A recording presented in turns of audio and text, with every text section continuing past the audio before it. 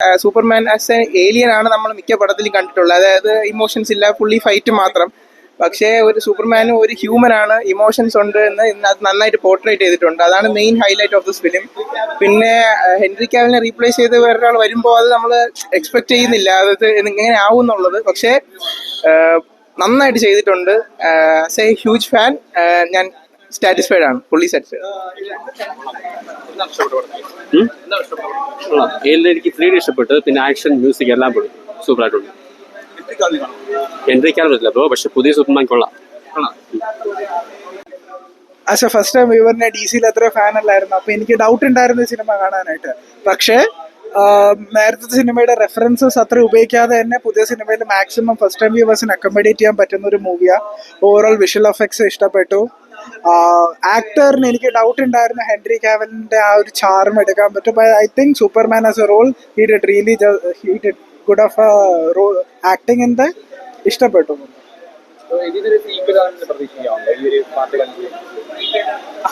Post credit സീനിൽ പ്രത്യേകിച്ച് ഒന്നും കാണിച്ചിട്ടില്ലായിരുന്നു. പക്ഷേ ഐ തിങ്ക് ഈ പടം ആവശ്യത്തിന് കൂടുതൽ വിജയിക്കുകയും ചെയ്യും.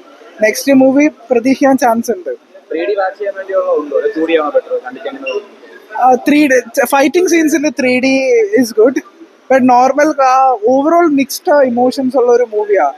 അപ്പോൾ I think 3D action film പറയാം. 3D is really good in this. James gun film എങ്ങനെയാണോ ആ ഒരു രീതി തന്നെയാണ് ഇറക്കിയിട്ടുള്ളത്. പക്ഷെ സൂപ്പർമാൻ്റെ ആ ഒരു ഇതും പോവാതെ തന്നെ അടിപൊളിയായിട്ട് എടുത്തിട്ടുണ്ട്. അത്രേ ഉള്ളൂ.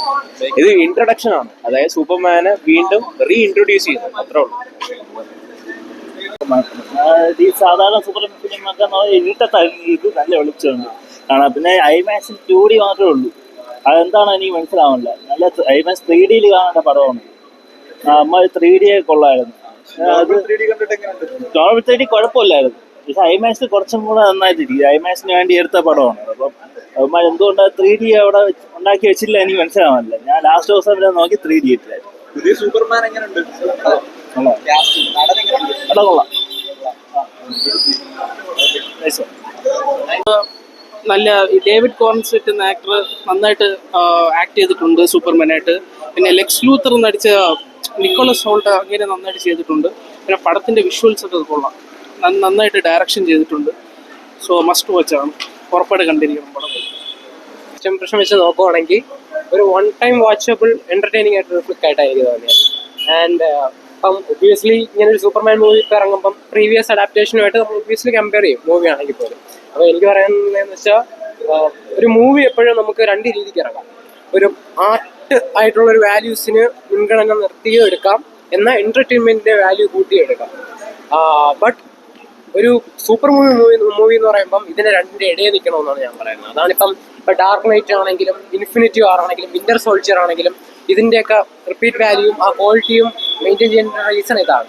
അപ്പം ആ ഒരു രീതിയിൽ നോക്കുമ്പോൾ ആസ് എ നമ്മളിപ്പോൾ ജനറൽ ഓഡിയൻസിൻ്റെ പെർസ്പെക്റ്റീവിലായിരിക്കണമല്ലോ നോക്കാനായിട്ട്. ഞാനൊരു കോമിക് ബുക്ക് റീഡറാണ്. ബട്ട് ആ ഒരു രീതിയിൽ നോക്കുമ്പം ഒരു സിൽവർ ഏജ് സൂപ്പർമാൻ കോമിക്സോ കാർട്ടൂണോ കണ്ടൊരു ഫീൽ ഈ പടത്തിൽ കിട്ടുന്നുണ്ട്. പക്ഷേ ആസ് എ സിനിഫൈൽ നോക്കുമ്പോൾ, ഒരു മൂവി ലവർ എന്ന രീതിയിൽ നോക്കുമ്പം വൺ ടൈം വാച്ച് ചെയ്യാൻ എൻ്റർടൈൻമെൻ്റ് ആയിട്ട് ഫീൽ ചെയ്യുന്നുള്ളൂ.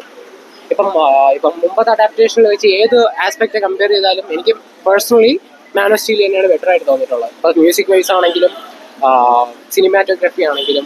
പിന്നെ ഇതിൽ എടുത്തു പറയാനുള്ളൊരു എനിക്കിഷ്ടപ്പെട്ട കുറച്ച് കാര്യങ്ങൾ എന്ന് പറഞ്ഞാൽ, ഒന്ന് ഇടയ്ക്ക് യൂസ് ചെയ്തിരിക്കുന്ന ഫങ്ക് മ്യൂസിക്കാണ്.